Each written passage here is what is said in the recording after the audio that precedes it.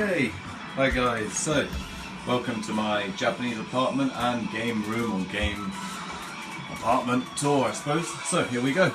I'll try and point out things that are different about a Japanese apartment when compared to what we're used to in the UK. So here we go. First of all, at the door you have like a box for shoes. At least in my house I never had that in any place I've lived. Yeah, nice little space for the door, close that.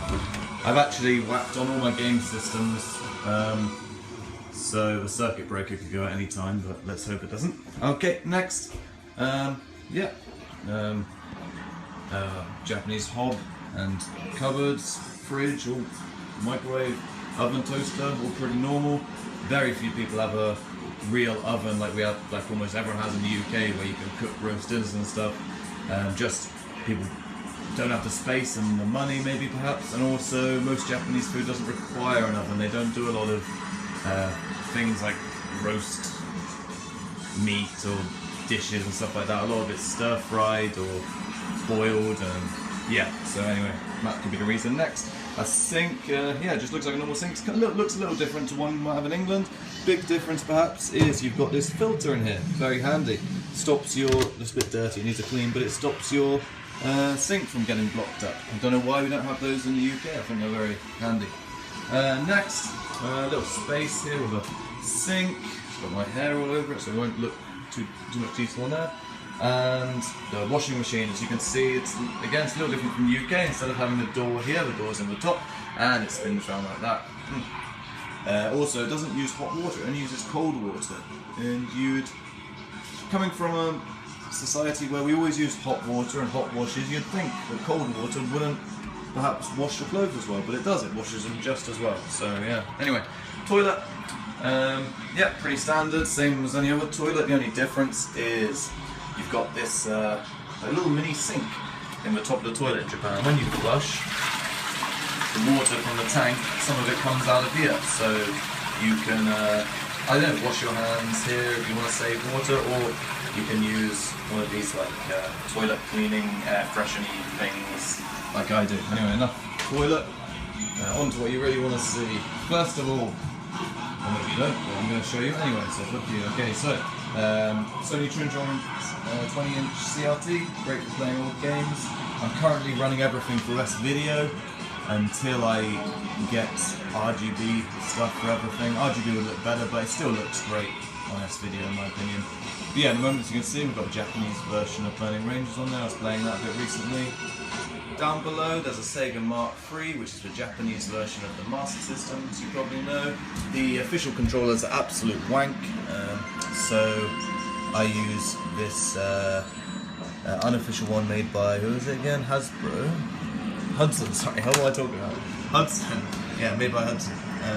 Next, Japanese Sega Saturn and a Super Famicom. Last game I was playing, as you can see, was Hagame. It's a fantastic 2D like ninja platformer. He plays a futuristic ninja. Really cool game, really difficult. It is very expensive, especially if you want to get the US version. I believe the US version was only available at one shop or something ridiculous. Japanese version's not so rare, but it's still quite expensive. One of my, actually that's probably the only Super Famicom game I've paid quite a bit of money for. I think it cost me about £20 or £30. It's Unboxed, of course, just cards. So yeah, that's a great game. Play it on an emulator or EverDrive or something if you don't want to buy it. A few games I've been playing recently: Super Castlevania 4 and Super Contra, whatever it's called, Burning Rangers, Fighters Mega Mix, fantastic game, crossover game, as you probably know, between Virtua Fighter and Fighting Vipers characters. I think it was the first 3D crossover beat 'em up. Of course, King of Fighters, SNK did it first with King of Fighters, which was a collection of SNK characters fighting in a dream match or whatever, but yeah, I think this is the first 3D game to do that. Fantastic game. It also has a lot of strange characters like Dakar out of Daytona, USA, you can play as in this. A couple of characters from Sonic Fighters are in it. A character that was intended, or originally designed to be in the original Virtua Fighter but got taken out at the last minute. I've forgotten his name. Was it I've forgotten it. Anyway, look it up. Next, Sega Rally. Fucking love this game. What I love about this game that I sorely miss from modern racers is you can just play it for 5 or 10 minutes and have an absolute blast. Like one credit through arcade mode. It lasts less than 10 minutes, and it's great fun. Way better. Probably my favourite racing game of all time. Perhaps Sonic All-Star Racing Transformed. Actually, maybe that I enjoy that a little bit more. And perhaps, I know everyone you might hate me for this, but I love Double Dash. Mario Kart Double Dash is my favourite Mario Kart game. Probably because of the memories I had at university, sitting in mates playing a lot. Anyway, next layer section. It's a shmup. Japanese shmup named my Taito. Not really my cup of tea, to be honest. I do love shmups, but this one, nah, not for me. It's okay, I suppose. I might give it another try. Anyway, one of the jewels of my collection. One of the jewels of my collection, a Sega new Net City arcade machine that I got recently. It's got the 2-player 6-button control deck there, control panel. I need to get a couple extra buttons. In fact, I want to replace all these buttons because they're a bit old. Currently got Sandwich joysticks on this one. I probably prefer Seimitsu, I think, but I want to give this. What I want to do is at the moment it's tab day. I want to make it horizontal the screen. You can take it out and put it that way, and I want to give these joysticks a try on fighting games, stuff like Street Fighter and stuff, and see if I enjoy them better. At the moment, I've got a 401 Chinese motherboard, JAMA motherboard running on there. It's got 400 games in one. I've just said that, but I want to say it again. At the moment, it's playing Donpachi. To my eye, it's pretty. Yeah, it looks arcade perfect to me. Maybe there's a slight drop in frame rate, I'm not too sure, you tell me, but it runs great anyway, perfectly playable, and they're great. I would never argue with anyone. Of course, it's always better to have the original hardware, but, you know, these, like stuff like the Donpachi games, they cost a few £100 each just for one game. Yeah, I could buy one or two of them, or a few more, but... And maybe I will, but I think it's a good thing to have one of these motherboards for like 400 games, and you can just whack in, play a variety of games with your mates. It may not be arcade perfect, but a lot of them are pretty close to perfect, and they're still good fun, so yeah, I highly recommend them. Next, my gaming PC and body stick that I got cheap here. At the moment I'm playing MAME on there. That is Golden Axe Revenge of Death Adder, fantastic game. A lot of people have never heard of it. It's probably perhaps the best Golden Axe, if not the best, then at least the second best Golden Axe. Far better than Golden Axe 2 or 3 or what was it called? That shite 2D platformer for Sega Saturn and Sega TV. I've forgotten what it's called now, but stay clear of that. And Axe Pal and all the other crap. Yeah, if you have a look, you've got MAME or emulator, give it a try. Great game. Good thing about this monitor is it's small, so if I want to play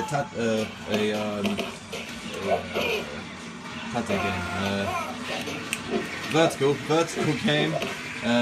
It's easy just to flip the monitor and I can balance it there and play them. Great for trying out games and thinking about buying them from an arcade machine, or if they're too rare and expensive for me to warrant a purchase of the actual original hardware. Next, Sega new Astro City. This is just jammable, just JAMA, whereas the new Net City is slightly newer, so you can do JAMA and JVS arcade games on there. If you don't know what JAMA and JVS are, then I'm not going to explain it here, just look it up.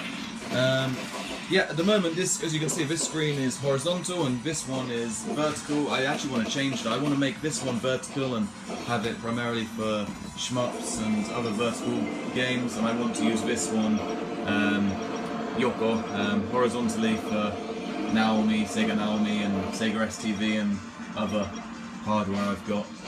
But yeah, this is how it is at the moment, and I probably won't change it for a while, but there you go. Okay, at the moment the arcade machine is running this red box here, can you see it? This is an Atomic Wave, made by Sammy, the company that bought out SNK. It's basically a Sega Naomi, basically almost exactly the same hardware, or if not the same, I don't know the differences. And as you may or may not know, a Naomi is basically just a arcade version of a Dreamcast. So yeah, it's basically a Dreamcast for arcade purposes, maybe slightly higher amount of RAM, I don't know. Next, Sega Mega Drive with EverDrive in there, and I don't want to say hacked, that's not hacked. I modded it to display on my arcade monitor in RGB. It looks fantastic. You still have to use the controller. It's not. I'm not wired it up to the controls on the arcade machine yet, but I may do that at some point. And below there's a couple. What are they called again? The guns on PS2. I've forgotten what they're called. Anyway, the ones that use for Time Crisis. And there's a PS2 under there, a slim one, and a PS2 to jammer converter, so I can play PS2 games on the arcade machine. It's a good thing to have. It wasn't very expensive. And here we have a few genuine arcade motherboards. I think somewhere in there we've got Tekken 3, Soul Calibur, Mr. Driller 2, and some weird Namco party game with aliens in, I can't remember the name, and a Sega STV. A Sega STV, is this it here? No, that's not it, I'm not going to get it out. But Sega STV is basically the arcade version of a Sega Saturn. It's basically the Sega Saturn version. Well, it's like the Naomi is the arcade version of a Dreamcast. This is the arcade version of a Sega Saturn. And I've also got like an EverDrive device for that, made by a guy called Darksoft, or his company's called Darksoft, and that's got every STV game loaded in it. Originally, this is what the cartridges look like on the STV. This is Decathlete, or Athlete Kings as it's known in the West. This one actually has some copy protection on it, so you can't play this one on the EverDrive. There's only 2 or 3 games on there that don't work. This is one of them. This is the only decent one that doesn't work. Next, Pandora's Box 2, which I'm looking to get rid of, and Pandora's Box 3. These are similar to what I've got in the other arcade machine there. They're Chinese motherboards with games built in. This one's got 500 games designed, well, horizontal games. There's a few vertical games where they've squished it into a horizontal screen with borders. Not ideal, but good if you've just got one arcade machine to play with horizontal. I think these are fantastic, to be honest. They get a lot of the purists and stuff, they give it shit, but I think it's a fantastic little device. For Capcom CPS 1 and 2 stuff, runs flawlessly to my eyes. No difference whatsoever. Maybe the sound, if you know these games really well, perhaps the sound is a little different. I don't notice it myself. It's certainly far better than playing the ports on any of the home systems. So yeah, great little thing. Also, Neo Geo games, most of them run really well on this. A few of the scrolling games have some little bit of screen tearing, but nothing to complain about. Fantastic little box, I recommend it to anyone.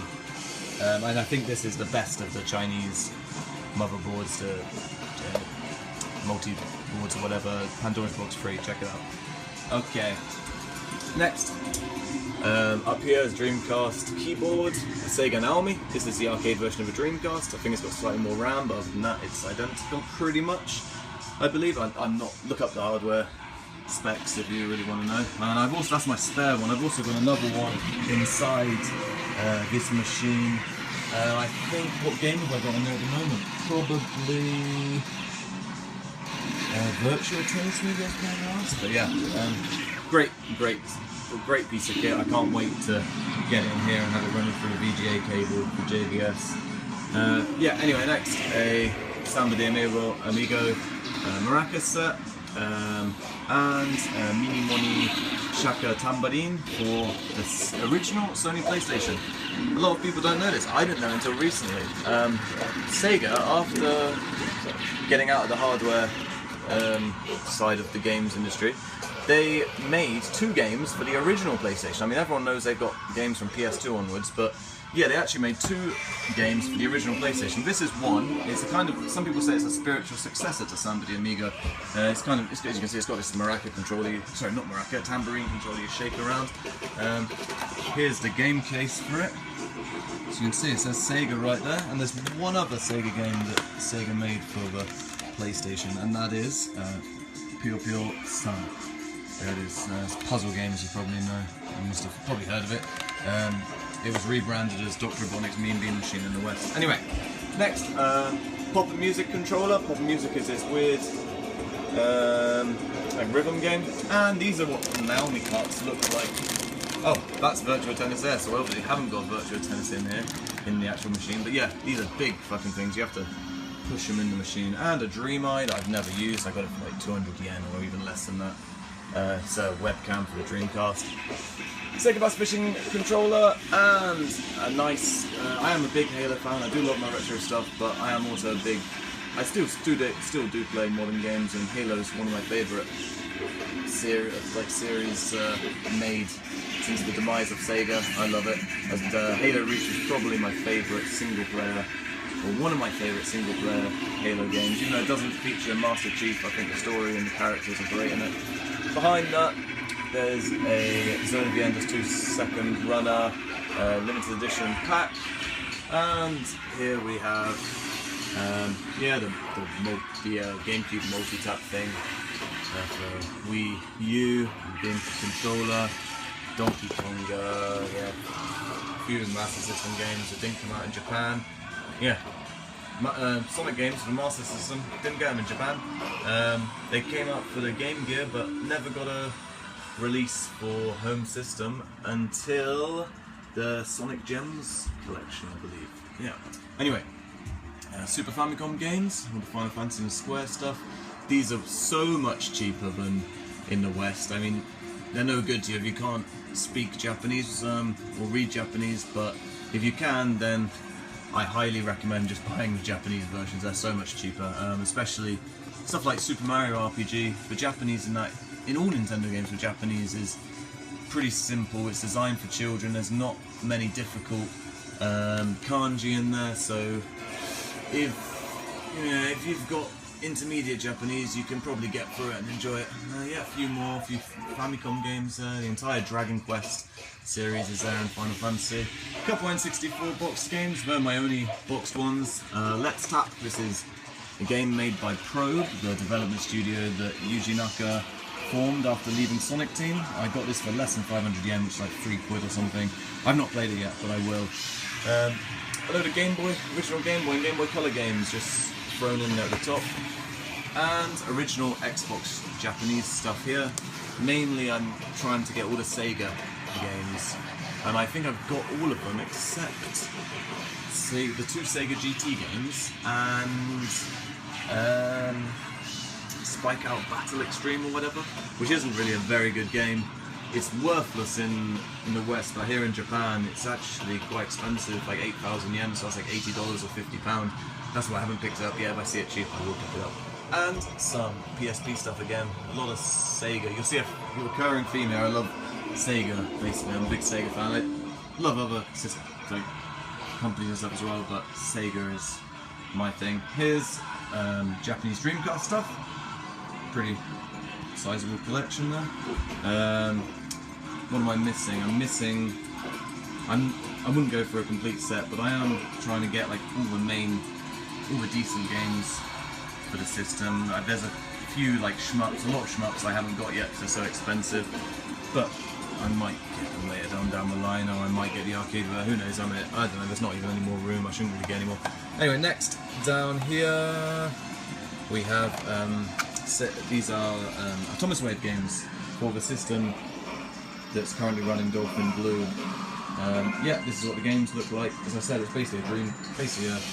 basically a Naomi, and a Naomi is basically a Dreamcast. So it's basically a Dreamcast. These are what the carts look like, and it's quite weird, like seeing the Sega logo on Neo Geo Battle Coliseum. I suppose they are like technically the same company now. So yeah, Fist of the North Star, Metal Slug 6 with the Sega logo on. Yeah, Rumblefish, Neo Wave, Neo Wave, and a couple others. What's this? This is what's it called? The GDMU. This is basically kind of like an EverDrive for the Sega Dreamcast. Requires very light modding. You just unscrew your Dreamcast, take out the CD drive, and you put this in, and then you can basically load Dreamcast games onto it and play them straight from there with improved loading times, I might add. So it's actually better. Like, playing games on this is preferable to using the original discs because it speeds up the loading times no end. Next, some Sega Saturn stuff. Sega Saturn stuff there. Oh, this is a limited edition version of Virtua Fighter 1 for PS2. It's like a remake of Virtua Fighter 1, but it includes all the characters from Virtua Fighter 4 Evolution, yeah, so it's quite cool. Yeah, some more Sega Saturn games here. And down here we have PC Engine stuff. Yeah, quite a bit of PC Engine, and that right there is the best and perhaps only version of Shinobi on a home system that's worth playing. At least that I've played. The Master System version is terrible. I can't think what other versions there are now, but yeah, this is definitely the best home port of the game. It is missing level 2, but other than that, it's great. Yeah, some Unboxed Sega Mega Drive games, and these are, you can't see, but these are double stacks. There's a whole lot behind there. Game Gear. Yeah, the screen's gone on this, so I need to replace the capacitors, but oh well. Some more box Game Gear games, mainly just the Sonic stuff, I think. And a Neo Geo Pocket Color. The only 2 games I own for that are Sonic the Hedgehog Pocket Adventure and King of Fighters R2. Behind there is a Wonder Swan with Final Fantasy 1 and 2, or is it 1 and 2? Yeah, 1 and 2. And some Unboxed Game Gear games behind there. And behind this stand that I use to hold my arcade stuff, there's a base unit, Japanese 360 and Wii, but I plan to soft mod. I got these really fucking cheap, ridiculously cheap. I'm not even going to tell you how cheap I got them for. Next, Super Famicom stuff. Again, these are double stacked. You see there's even more behind there. And same goes for the N64 stuff. When it comes to Nintendo, I do love Nintendo, but I'm not bothered if I have the cases or whatnot. Especially, you know, the cases for Nintendo stuff until the GameCube, they're so fragile, that so many of them got destroyed. Kids just didn't take care of them. Having the box really racks up the going rate for the game, and it's not worth it for me. I'm not, okay, I am a collector kind of, but I'm not that bothered about having the boxes for stuff. If it's got a CD, then yeah, I like to have the boxes, but if it's cart, I'm not so bothered. I'll happily just take the cart for a couple quid rather than pay like 5 times that for a cardboard box. I'm not a box collector, I'm a game collector. Anyway, some Game Boy games there, and a soft modded PSP, and I think there's some Wonder Swan games behind there as well. Coming up to the top here, these are the last remnants of my PAL Dreamcast collection. I had a big PAL collection before I moved to Japan 5 years ago, but I sold it all, and I just kept a few games that didn't get a Japanese release here. Yeah, none of these came out in Japan. Well, Jet Set Radio did, but yeah, I don't know why I've still got Jet Set Radio. I've got the Japanese version as well, and maybe I'll sell that. Yeah, and this is worth taking a look at. This is a,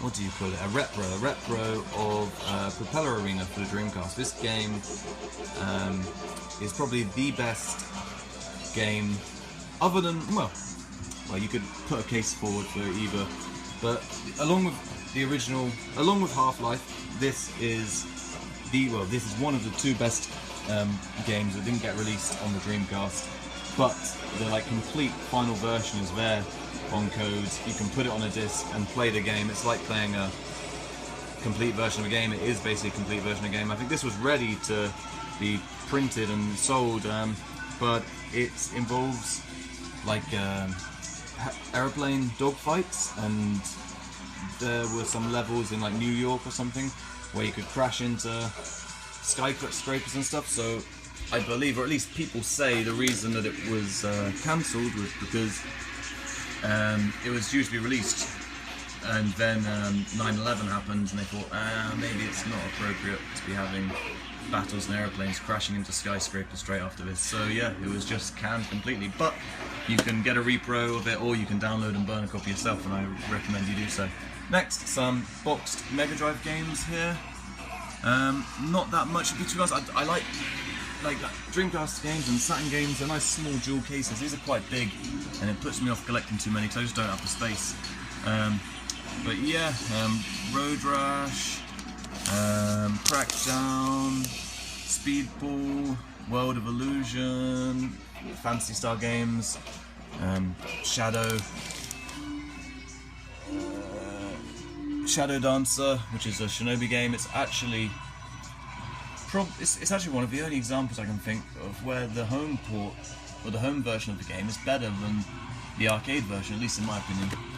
Echo, Street Fighter, a few of the Sonic games. I'm missing Sonic and Knuckles. It's quite expensive. I'm waiting to see it cheap, and a few 32X games. Yeah, nothing much to say about them really. Some of them are alright, I suppose.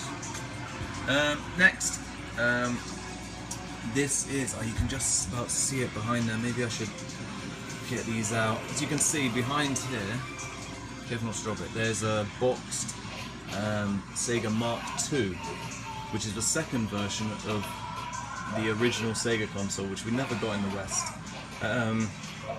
These black box cases here are the games for it. As you can see, they're pretty simplistic, more advanced than the Atari 2600, but not as advanced as, say, the Famicom or something like that. Yes, it's interesting for me. I'd never played or seen one before I came to Japan, so it was quite exciting to get a new Sega system I'd never played before. And over here we've got some boxed Sega Mark III games, which is the Master System, basically the Japanese version of the Master System. Got a ton of box games for that. I'm picking up any games I can find for this system. If I see them cheap and below market value, I'll just pick them up. And I think there is some behind here. If you look, there's a couple stacks of Unboxed Mark 1 SG-1000. Sorry, when I say Mark II, there's a Mark II of the SG-1000 and Mark III games there. Okay, moving on. Just back up. Moving on. PlayStation games. These are ridiculously cheap in Japan. You would not believe the prices. Stuff like Final Fantasies, if you're lucky, you can pick them up for a couple hundred yen, £1 or £2. Going rate is probably £3 or £4 in a lot of shops, if you find the right shop, and you don't go to the tourist areas like Akihabara. You can pick a lot of these games up for next to nothing. It's ridiculous. Yeah, Metal Gear Solid Collection. Again, I got this for less than a tenner, I think, which is ridiculous. Oh, and here there's some card-based SG. I should have mentioned this before. These are card games. I don't know if any of you ever had the original the Master System, the Mark 1, not the Mark II that had Alex Kidd and Sonic Boom, but the Mark 1 had these cards. It was taken out of the revised model. But yeah, these are SG-1000 card games. Pengu, that's a good one. Yeah. Next, Penguin Land, Choplifter, a few good games there. And down here, these are card-based Mark III, Sega Mark III games. Anyway, PlayStation games, shit ton of them, ridiculously cheap here in Japan. Yeah, as you see, I've got a few games on display, and they're not anything special. I see some people with their collections, and they put on display all these rare, expensive games, but the games are absolute shite. They're just putting them on display because they're rare, and that doesn't interest me at all. If I put a game out where people can see it, it's because I like the game or I like the artwork. For example, this Tekken 3, I love Tekken 3. I like this box art, so I put it there. But it's worth less than £1 here in Japan. You can pick that up for about 70 pence. Nothing rare about it at all. And down here, Wii U pad, Vita, 3DS, and some more PlayStation games and Japanese PS2 games. And down here we have more Japanese PS2 games. A lot of Sega, again I collect a lot of the Sega stuff for it, and arcade ports, and a PC Engine Duo R, which I should take better care than that. It's quite a rare system. I shouldn't really just plonk it there where you let it collect dust with some games on it. I do play it occasionally, but not very often. Yeah, anyway, moving on. Game Boy Advance, Japanese, and some other PAL games that are left over from my previous collection in the UK. And Japanese GameCube games, Game Boy Color with camera, Game Boy Advance, 3D glasses for my TV, and a calendar from last year, but I still used, it looks cool, that came in the post free from the Nintendo Club or whatever. And some Wii games and Wii U games, 3DS games and DS games, they're all Japanese. Actually I tell a lie, there's a row of English games, PAL, mostly PAL, some American, down there as well. And here, moving on to more modern stuff, Xbox One on the side there and Xbox 360. At the bottom, PS4, and here, PS3. Again, I think I've got almost every Sega game for the PS3 and Xbox 360. I might be missing a couple. But yeah, I loved the Xbox 360 and the PS3 I did enjoy a lot as well. But honestly, the Xbox One and the PS4, they're both so disappointing so far. Absolute waste of time. I couldn't recommend them to anyone, to be honest. Like, I'll admit the PS4 does have some nice indie games like Oli Oli 2, and it's had some good deals, especially if you've got PS Plus. You can pick up some good indie games, but in terms of like next gen AAA games, there's just nothing. It's really disappointing. The Xbox 360, when it comes to AAA games like big budget titles, I think it fares a little bit better than the PS4. I mean, I've really enjoyed Titanfall, Forza, Dead Rising. What else have I enjoyed on it? See, I'm struggling after 3 games, and that's my preferred system for AAA games this gen. It's pathetic. Destiny was good. I actually got it for PS4, but it is good on there as well. Diablo 3 again. I've got that for PS4, but it's a multi-format game. And there was one other game, Rise, yeah. Although it got pretty bad review. Well, not bad, but average reviews. I mean, I didn't buy it at launch. If I'd bought it at launch for 50 quid or 40 quid, yeah, I would have been a bit pissed off. But I paid less than a tenner for it. I completed it in a weekend, sold it on for as much or more than I bought it for, and I thoroughly enjoyed it. Fantastic single player game. Okay, next. 42-inch 3D LG TV. Some people say the lag on this is pretty bad. If you put it in game mode, it's really not that bad. I mean,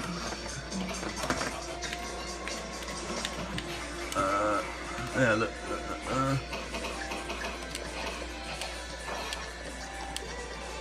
Is it that bad? I'm not sure. Certainly playable. Is it even in game mode at the moment? Yeah, it is in game mode, so certainly playable. Not the best TV for gaming, but it's alright. Next, a new Famicom here. Basically, it's a version of Famicom that has composite cables instead of RF aerial. Nice little system, and it looks good. It looks good, surprisingly good for composite. It looks nice on a flat screen TV. And N64, which does not look nice on a flat screen TV. If I do play it, I play it in the other room in the CRT. It looks absolutely atrocious on modern TVs. Unplayable almost. Next, PS3 and Japanese Xbox and a US Xbox One at the bottom there. A GameCube, Wii U and Dreamcast, my favourite system of all time. I absolutely love the Dreamcast. And get a VGA cable for it, and a 360. Yeah, I think I mentioned the PC then. Next, bedroom. This is what a Japanese bedroom looks like. Oh yeah, almost everyone has aircon, by the way, in a Japanese apartment. And you get these big, like, they call them windows, but to me that's a door. What do you think? They call these windows in Japan, and even people who speak English have been arguing with me. No, they're not doors, they're windows. And I'm like, they're fucking doors, look! You can step out of it, it's a door. Clearly a door, not a fucking window if you ask me, but yeah. Anyway,